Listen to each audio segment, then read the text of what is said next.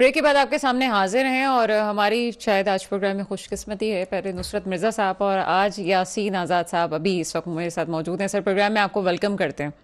Thank you. Thank you. Sir, आप मुझे सुन सकते हैं?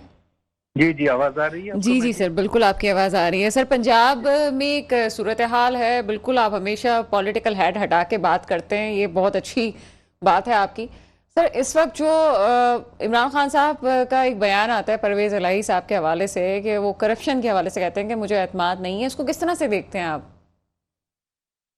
देखिए, पहली बात यह है कि पंजाब की जो सूरत हाल है हम्म। वो एक अपनी जगह आईनी बयान तो अपनी जगह मौजूद है। जी जी। और चूंकि मामला कल कोर्ट में है, हम्म। कोर्ट क्या ऑर्डर करता है ये तो डिपेंड करता है कल पे।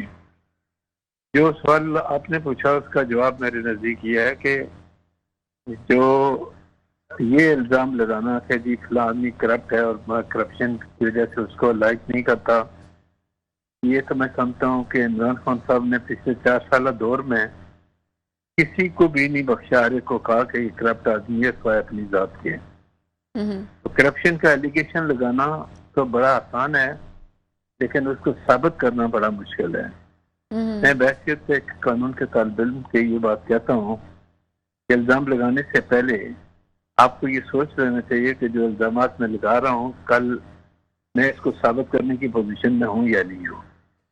वो चीज जब कोई आदमी एक दूसरे पे इल्जाम लगाता है तो उसको अगर आप साबित नहीं करते तो इसका मतलब ये हो गया हम्म। कि आपको सिर्फ इल्जाम लगाने की आदत है, वो नहीं होना चाहिए मेरे नहीं सर, नजदीक। वो बातें बिल्कुल अपनी जगह मंतकी आप बात कर रहे हैं, लेकिन इस पोजीशन में जबकि उन्हें पता है कि परवेज़ इलाही साहब को इमरान खान की और इमरान खान साहब को परवेज़ इलाही की ज़रूरत है, इन हालात में आप इस बयान को कैसे लेते हैं? ये दोनों जब एक दूसरे को ब्लैकमेलिंग की तरफ लेके जा रहे हैं, ये क्या सिलसिला है ये? मेरे ख्याल में इमरान खान साहब ने जो ये इल्जाम लगाया है हम्म। उससे ये जाहिर होता है कि परवेज इलाही पे आप वो एतमाद नहीं कर रहे हैं। हम्म। और शायद उनको इस बात का भी अंदाजा है कि परवेज इलाही जो है वो सूबाई असम्बली को कभी भी तोड़ने का एडवाइस नहीं करेंगे। हम्म। तो अब इन हालात में जाहिर है कि ये मामला काफी है, और मेरे ख्याल में मामला किसी हद तक कोर्ट में भी गया और स्टे भी हुआ। कोई सोसाइटी का मामला था, हम्म। इसमें अरबों रुपए की करप्शन की बात की गई है, तो उसमें कोर्ट ने स्टे भी दे दिया। वो जो प्रोजेक्ट जिसका नाम चेंज करके सूरत को तब्दील करने चाहते थे वो तो मेरे ख्याल में कोर्ट ने भी उसको प्रोसीडिंग को हम्म। स्टॉप कर दिया। हम्म। इमरान खान साहब का मैंने एक बात जो देखी है वो ये है कि उनकी फैमिली के मतलब अगर कोई इल्जाम लगाता है तो कभी वो उसका वो रिप्लाई नहीं देते, और दूसरों के मतलब वो सब कुछ कहने के लिए तैयार हैं। और जब आपके पास बारी आई कि आपने ये किया, तो खाने से ये चीज ली, आपने कहा जी मेरे तोहफे मेरी मर्जी, जो मैं चाहूँ मैं कर लूँ। तो फिर मैं ये सवाल पूछने में हाजिर जानूँ, मैं यह बता दें कि इससे पहले आपने जरदारी साहब और नवाज शरीफ साहब के खिलाफ नेब के केसेस क्यों बनाए थे तोशा खाने की? अच्छा सर, आपकी पार्टी के हवाले से बात करते हैं। आपकी पार्टी की अंदरूनी सियासत पे बड़ी बात हो रही है। आपको लगता है कि हमजा शहबाज शरीफ साहब को इस तरह सामने लाना, और फिर आपको लगता है कि पब्लिक में उनकी उसी तरह से कबूलियत थी जिस तरह से, ठीक है शहबाज शरीफ साहब की और सबसे ज़्यादा नवाज शरीफ साहब की तो कबूलियत है, वो आपके जो लीडर हैं, लेकिन हमजा शहबाज शरीफ साहब के हवाले से जो तजर्बा किया गया, आपको लगता है कि वो ठीक था? देखिए, मेरा कहना यह है कि जाहिर है कि जब कोई चीफ मिनिस्टर बनता है या प्राइम मिनिस्टर बनता है तो जो सूबाई असम्बली है या कौमी असम्बली है उसका एतमाद हासिल होना जरूरी है। हम्म। लामाला हमजा जो है शरीफ जो हैं वो 165 के करीब जो मेंबरान असम्बली की नुमाइंदगी करते हैं और लीडर ऑफ अपोजिशन की हैसियत से असम्बली के अंदर अपना एक रोल प्ले करते हैं। तो मैं ये समझता हूँ कि किसी हद तक मैं इस बात से एग्री करता हूँ कि कोशिश ये की जानी चाहिए कि अगर एक आदमी को आपने 2-3 महीने का टाइम दिया, आईनी तौर पर वो मामला खत्म हो गया, तो जरूरी नहीं कि अब्दा शरीफ साहब भी हों, किसी और को भी नॉमिनेट किया जा सकता है। लेकिन ये पार्लियामानी पार्टी पे डिपेंड करता है कि वो अपना किस आदमी को जो है ना एज ए लीडर एक्सेप्ट करते हैं। अच्छा सर, तो मैं ये आगे सब ये कहा जा रहा है कि सलमान शहबाज शरीफ साहब को भी बाकायदा तौर पे सियासत में लाया जा रहा है। लेकिन सियासत में आने के बाद जहाँ तक तल्लक है, जो आदमी 18 साल का हो गया, बालग हो गया, और वो चाहे किसी गरीब का बेटा है या अमीर का बेटा है, सियासत में अगर कोई रोल प्ले करने चाहता है तो उस पर कोई पाबंदी नहीं है। लेकिन जो सूरत हाल ये है कि जाहिर है कि पॉलिटिकल फील्ड में कदम रखने से पहले बहुत सारे मामला होते हैं जिनको, जो मनाजिर को आपको तय करना होता है। तो अब अगर किसी को सियासत में ला भी रहे हैं तो इसमें मेरे नजदीक कोई बुराई तो नहीं है, लेकिन कोशिश ये होनी चाहिए कि ये तमाम मामला किसी एक खानदान के गर्द नहीं घूमना चाहिए, दूसरों को भी मौका मिलना चाहिए, जो मेरा अपना पॉइंट ऑफ व्यू है। और मैं अमूमन एक बात कहता हूँ कि हमारी सियासी जमातें, बाशमूल जिस जमात से मैं ताल्लुक रखता हूँ, हम जमहूरियत की बात तो करते हैं लेकिन खुद जमातों के अंदर जमहूरियत नहीं है। अच्छा सर, ये आपकी जमात में मरियम नवाज साहिबा ठीक है, एक पॉपुलर फेस है और पब्लिक में वो डील भी करती हैं, उनकी एक बात भी वो कर सकती हैं बेहतर तरीके से बनिस्बत और दूसरे लीडर्स के। लेकिन ये मुझे बताएं कि इस वक्त पार्टी की सरबराही उनके हाथ में दी गई, कोई आपको लगता है कि ठीक फैसला था नवाज शरीफ साहब की तरफ से? और इस तरह से आपकी पार्टी में कह रहे हैं कि कुछ मामलात अंदरूनी ठीक नहीं थे, उनको बेहतर करने की ज़रूरत थी, क्या मामला था सर? देखें, ये साल है, इलेक्शन का साल है, ठीक है सर। अगस्त में पार्लियामेंट अपने 5 साल पूरे कर रही है। लामाला अगस्त से पहले या अगस्त में आपको केयर टेकर गवर्नमेंट बनानी पड़ेगी और इस मुल्क को इंतखाबात की तरफ लेके जाना पड़ेगा। तो लामहला हर पॉलिटिकल पार्टी का अपना एक मिशन होता है और ये प्रिज्यूम करती है कि कौन सा आदमी पार्टी की क़यादत बेहतर अंदाज में कर सकता है। प्रैक्टिकली मरियम नवाज को इससे पहले जब भी मुस्लिम लीग नून में क्राइसिस आए, क्राइसिस के दौरान मरियम नवाज साहबा ने जो अपना रोल प्ले करना था वो एक अच्छे पॉलिटिशियन का रोल उन्होंने अदा किया। तो अब पब्लिक किसको चाहती है? पब्लिक फील्ड में जिन लोगों की कोई हैसियत बनती है वही आगे आता है। अब देख लें कि बिलावल भुट्टो साहब हैं, जाहिर पार्टी की किस्म की सदारत है, सब वज़ीर खारजा भी हैं, सिस्टम चल रहा है, वो भी वज़ीर खारजा हमने देखा कि काफी हद तक बेहतर नजर आते हैं, बेहतर नजर आ रहे हैं। तो ठीक है, बेहतर नजर आते हैं। तो पॉलिटिकल पार्टीज के लिए ये जरूरी है कि अपनी पार्टी के अंदर वो देखें कि पब्लिक में किसकी जो है मार्केट है और लोग किसको लाइक करते हैं। अच्छा सर, ये लोगों के लाइक करना तो एक अलग बात है, लेकिन पार्टी की अंदरूनी सियासत भी एक चीज होती है ना। आप तो जाहिर सी बात है करसे से आप एक पार्टी से वाबस्ता हैं, आपने तो नशेब व फराज भी देखे। आपकी पार्टी में क्या कोई मसाइल थे कि लीडरशिप की कमी थी पार्टी वर्कर्स के हवाले से, तकर्रियों के हवाले से, कि जिसकी वजह से ये फैसला करना पड़ा कि मरियम नवाज साहिबा को सामने लाना चाहिए? शहबाज शरीफ साहब उस तरह से मामला को नहीं देख पा रहे थे? नहीं, देखें, एक बात तो है, शहबाज शरीफ साहब जब वज़ीर आज़म बन गए, मेरा अपना जाती मौक़िफ़ ये है कि जब पार्टी लीडर वज़ीर आज़म बन जाए, प्रेसिडेंट बन जाए, तो वो दोहरी जिम्मेदारियों को बाखूबी अंजाम नहीं दे सकता। शहबाज शरीफ साहब की इस वक्त जो बहसियत वज़ीर आज़म के मसरूफियात हैं या माशी तौर पर जो मुल्क की जो सूरत हाल है उसको निकालने के लिए दिन रात वो अपनी जगह भागदौड़ कर रहे हैं। ऐसे हालात में वो पार्टी के लिए वो रोल प्ले नहीं कर सकते जो बहसियत प्रेसिडेंट उनको रोल प्ले करना चाहिए। तो उनकी मसरूफियात के पेश नज़र अगर ये जिम्मेदारी किसी और को दी जाती है और उससे उम्मीद की जा सकती है कि वो बेहतर अंदाज में काम करेगा, तो इसमें कोई बुराई नहीं है। मैं तो आज भी ये बात कहता हूँ कि पार्टी है जब इक़्तिदार में आ जाए, हुकूमत में आ जाए, तो उसको जमात की जो है ना सदारत छोड़ देनी चाहिए, किसी और के हैंड ओवर कर देना चाहिए। वज़ीर आज़म बनने के बाद आपको और क्या चाहिए? तो आप पार्टी के निज़ाम को भी चलाने चाहते हैं और मुल्क के निज़ाम को भी चलाना चाहते हैं, तो ये दोनों चीजें मुमकिन नहीं हमारे लिए। अच्छा सर, ये एक रेलिवेंट क्वेश्चन जिसका जवाब आप बेहतर तरीके से दे सकते हैं। फिर बोलूंगी, बार बार आप मेरे प्रोग्राम में आते तो मैं कहती हूँ आप बड़ी इंसाफ की बात कर रहे होते हैं।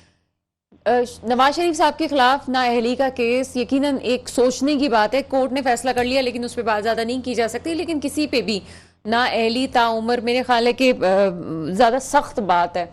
किस तरह से अभी आपकी गवर्नमेंट है, क्या इस मामले को कुछ करने की कोशिश करेंगे? कोई सोमोटो लिया जाएगा या कोई दरख्वास्त दायर की जाएगी कि जनाब ये नाअहली की दरख्वास्त को असर नौ देखा जाए? क्या हो सकता है सर? मैं बिल्कुल वाज़ेह अल्फाज में ये कहता हूँ हम्म। कि आइन में लाइफ डिस्क्वालिफिकेशन का कोई कंसेप्ट नहीं है। हम्म। आइन को 62-63 को देख लें, कहीं भी लाइफ के लिए डिस्क्वालिफिकेशन नहीं बनती। पहली दफा ऑनरेबल सुप्रीम कोर्ट ने लाइफ की डिस्क्वालिफिकेशन की, और किस केस में की? एक अकामा के ग्राउंड पे आपने उनको डिस्क्वालीफाई किया। मेरा शुरू से मौक़िफ़ यह है कि आइन के आर्टिकल 184(3) का जो इस्तेमाल आप करते हैं, उसको इस्तेमाल करने से पहले आपको 100 दफा सोचना है, गौर करना है, क्योंकि जब आइन के आर्टिकल 184(3) में आप कार्रवाई करते हैं तो राइट ऑफ अपील नहीं दिया।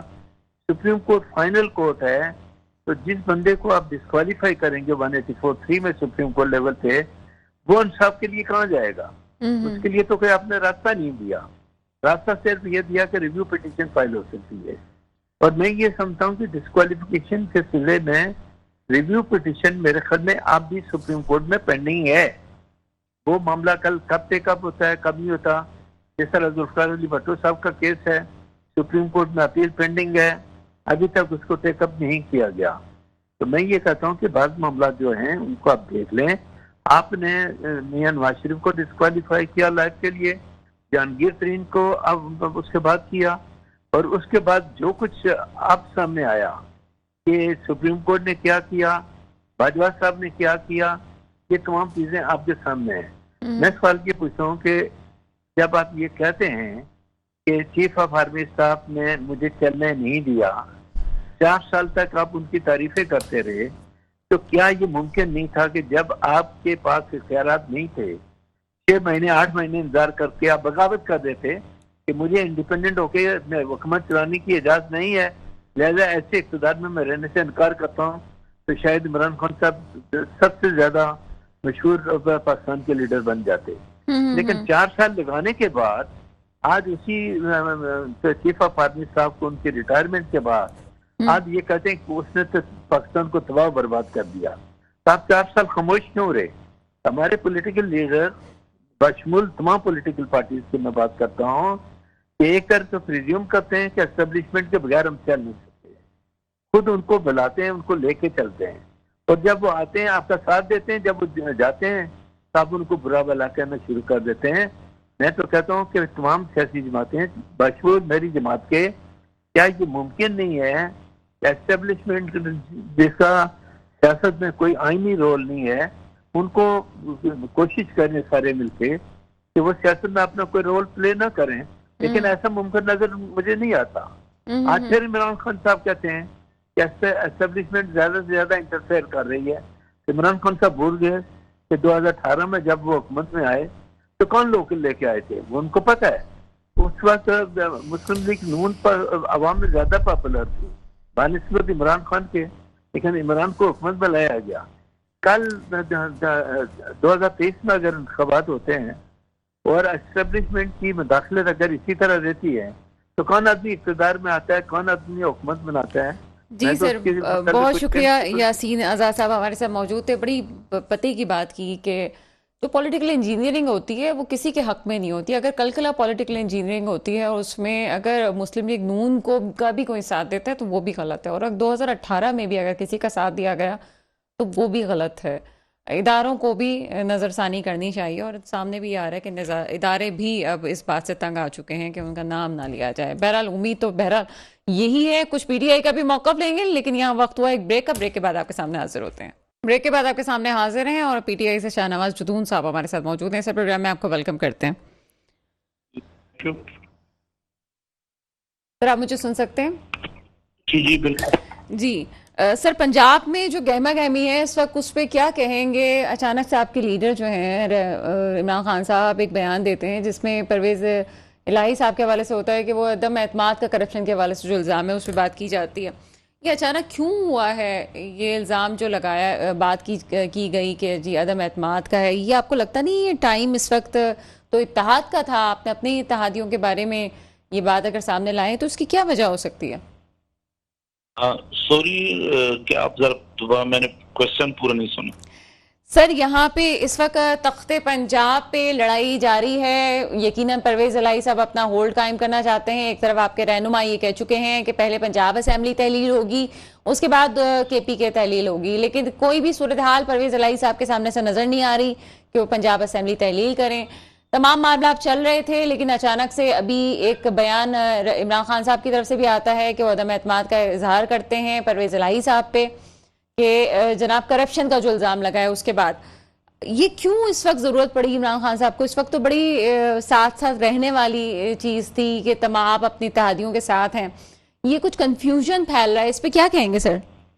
देखिए, कोई कंफ्यूजन नहीं है। कल इंशाल्लाह कोर्ट का डिसीजन का इंतजार हम कर रहे हैं कि कोर्ट से क्या डिसीजन आता है। तो उसके बाद इंशाल्लाह बिल्कुल हमने कहा है कि पहले पंजाबी असेंबली तहरीर करेंगे, उसके बाद केपी असेंबली। दूसरी बात ये है कि इत्तेहादियों के साथ जाहिर उनका अपना प्रोग्राम है, हमारा अपना प्रोग्राम है, लेकिन इंशाल्लाह बड़ा स्मूथली हमारा उनके साथ वो चल रहा है। और परवेज इलाही साहब भी मुत्तफिक हैं हमने उससे कि भाई खान साहब, उन्होंने कहा कि आखिरी डिसीजन इमरान खान साहब का होगा, जो डिसीजन इमरान खान साहब लेंगे उसी पर वो अमल करेंगे। उन्होंने तो समरी पे सिग्नेचर भी कर दी, वो पड़ी हुई है, लेकिन जाहिर कानूनी कोई पेचीदगी आ गई है, वो कोर्ट में चले गए।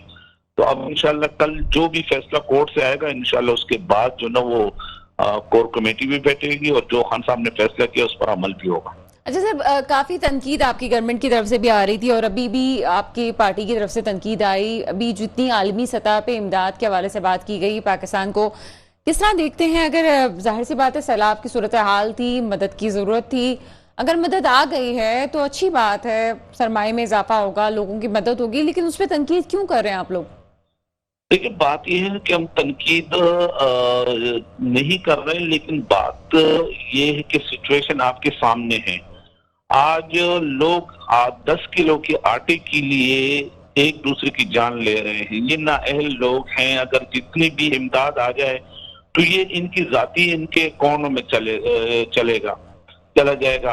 आवाम को कोई फायदा नहीं है, क्योंकि जाहिर है आवाम और जो में कर्जे हैं उसके दलदल के नीचे और पसते जाएंगे। हम इसलिए कह रहे हैं कि आवाम के लिए ना ये कर्जे ना ये इमदाद ये आवाम के लिए ले रहे हैं। इससे पहले इतने इमदाद आए सैलाब ज़दगान के लिए। आप मुझे बता दें कि कौन सी जगह इन्होंने सैलाब ज़दगान की इमदाद की है, उन तक वो पहुंचाए। अंदरूनी सिंध अभी भी हम जाते हैं, बेयार और मददगार लोग पड़े हुए हैं, कोई नहीं है, ना सूबाई गवर्नमेंट है ना फेडरल गवर्नमेंट है, ना उन तक अभी तक पहुंचे। हालांकि उनके नाम पे अरबों खरबों रुपए इन्होंने जमा किए, बैरूनी इमदाद भी लिए, लेकिन वो इमदाद खाली इनके एमपीए एमएनए या पार्टी के सरकर्दा लोगों के पास है। उनके डेरों में, उनके औताकों में, उनके गोदामों में पड़ा हुआ है वो सामान। अभी भी वो टेंट जो है बाजार में बिक रहे हैं। बलूचिस्तान में भी आपने 15-20 दिन पहले देखा, जब मौलाना फजल रहमान साहब का जलसा हो रहा था तो नीचे वही सैलाब ज़दगान के टेंट उन्होंने बिछाए हुए थे। तो ये सारा सरकारी जो भी इमदाद आए सरकार गवर्नमेंट को, वो इनके पास से आवाम तक नहीं पहुंच रहे थे। इसी उस पे हम कर रहे हैं कि जो पैसा ये सैलाब ज़दगान के नाम पे ये इन्होंने जिनीवा उस कॉन्फ्रेंस में लिया है, तो वो पैसा आवाम तक नहीं पहुंचेगा, वो इन्हीं में तकसीम होगा। ये जो 11 पार्टियों का कुंबा है या उसमें तकसीम करेगी। मतलब आपको एतमाद नहीं है उन पे? आप ये कह रहे हैं चलिए ठीक है जी, हमने इनका माजी देखे, इनका माजी सामने है ना। एतमाद तो उन पे किया जाता है, इनका माजी सामने है कि माजी में भी इन्होंने, चाहे वो जलजला ज़दगान के लिए जब जलजला आया था उसकी जो इमदाद आई थी वो भी हमारे सामने है। इससे पहले 2010 में जब सैलाब आया था तो वो भी हमारे सामने है। तो इनका माजी हमारे सामने है, इसलिए हमें इन पे एतमाद नहीं है। अच्छा ठीक है सर, वो एतमाद भी अपनी जगह। पंजाब की हलचल तो हो रही है, कराची के हवाले से क्या तैयारियां हैं सर आप लोगों की बलदियाती इलेक्शंस के हवाले से? इंशाल्लाह हमारी भरपूर तैयारियां हैं और अभी भी मैं अपने हल्के में मौजूद हूँ। मुख्तलिफ यूनियन काउंसिल में हमारी कॉर्नर मीटिंग हो रहे हैं, डोर टू डोर हम आवाम तक अपना मैसेज पहुंचा रहे हैं। और इंशाल्लाह इस मरतबा कराची और हैदराबाद में जो बल्दियाती इलेक्शन होने जा रहे हैं, तो इंशाल्लाह कराची और हैदराबाद के अवाम एक सरप्राइज देंगे।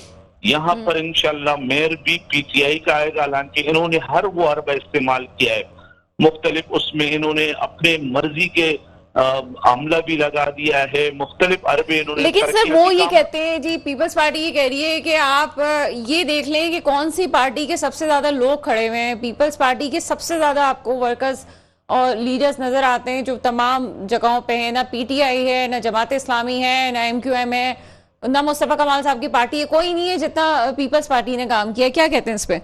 देखिए, मैं आपके इत्तला की अर्ज है कि सबसे ज्यादा इस टाइम अगर कैंडिडेट है तो पूरे कराची के अंदर 246 यूनियन काउंसिल है, जिसमें से 242 यूनियन काउंसिल में पीटीआई की कैंडिडेट हैं।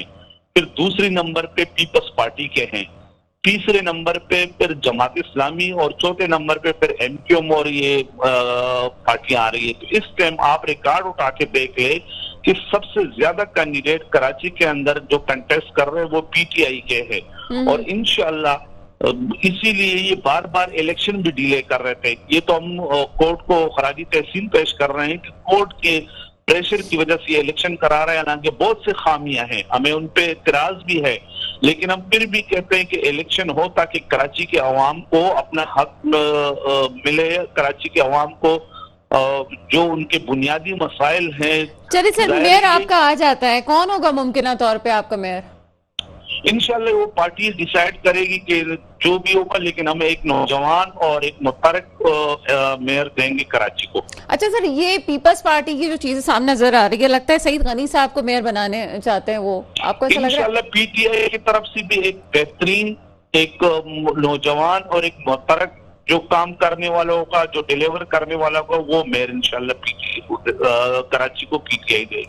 लेकिन सर पीपल्स पार्टी तो बड़े तगड़ा मौकफ रखती है, वो कहती है जी मेयर तो हमारा ही होगा। देखिए, बात ये ना कि पीपल्स पार्टी उनके आप देख ले कितने यूसी में वो इलेक्शन लड़ रहे हैं। अवल तो उनके पास कैंडिडेट इतने वो नहीं है कि वो तकरीबन मेरे ख्याल से कोई 200 यूसी में तो वो इलेक्शन लड़ रहे हैं, तो उनके पास तो कैंडिडेट भी पूरे नहीं है। और ये तो हर पार्टी कहती है, आप अगर मुस्तफा कमाल से पूछते तो वो भी यही कहेंगे कि मेयर हमारा होगा।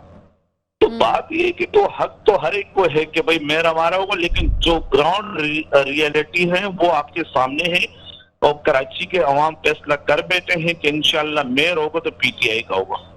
अच्छा सर, ये तो दूसरा मरहला है, लेकिन अभी हम जब अंदरूने सिंध में जब इलेक्शंस हुए थे तो आपके कैंडिडेट हमें इतने नजर नहीं आए, तो फिर उसकी क्या वजूहात थी?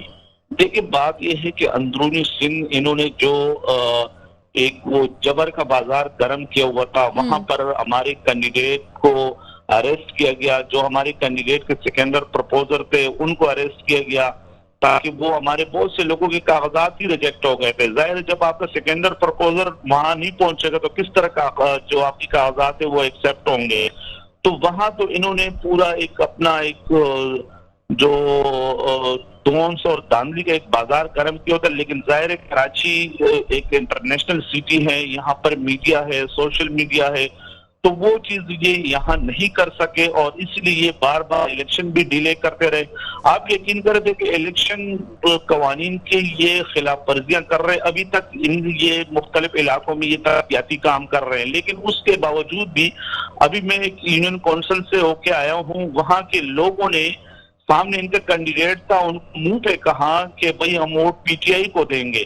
उन्होंने कहा कि यार हमने तो 2 दिन पहले आपकी गली बनाई है, तो उन्होंने कहा कि अपने जेब से नहीं बनाई है, हमारा पैसा है, हमारे टैक्स का पैसा है, लेकिन वोट हम पीटीआई को देंगे। तो कराची के अवाम, इसलिए मैं आपको बता रहा हूँ कि फैसला कर बैठे हैं कि इंशाल्लाह मेयर पीटीआई का होगा। आपको ये तवक्का है, बहुत उम्मीद है कि अवाम आपके साथ है और कराची में जो है वो पीटीआई की ही आगे मेयरशिप होगी। सर जमात इस्लामी भी बहुत अच्छा काम कर रही है, आगे कुछ है क्या आप उनके साथ कुछ मिलके करेंगे? ठीक है, कुछ सीटें कम होती हैं, कुछ एडजस्टमेंट हो जाती है, कुछ ऐसा हो सकता है? देखो, वो तो इलेक्शन के बाद की बात है कि जाहिर जब इलेक्शन होंगे तो जब सेकंड मरहला आएगा मेयर और डिप्टी मेयर का, तो फिर जाहिर जमहूरी पार्टी है हमारी, हमारे दरवाजे खुले में है, जो हमारे हम ख्याल होंगे तो जाहिर हम उनको अपने साथ में लाएंगे। और दूसरी बात यह है कि कराची की जैसा मैं चलें जनाब, बहुत शुक्रिया। शाहनवाज जदून हमारे साथ थे।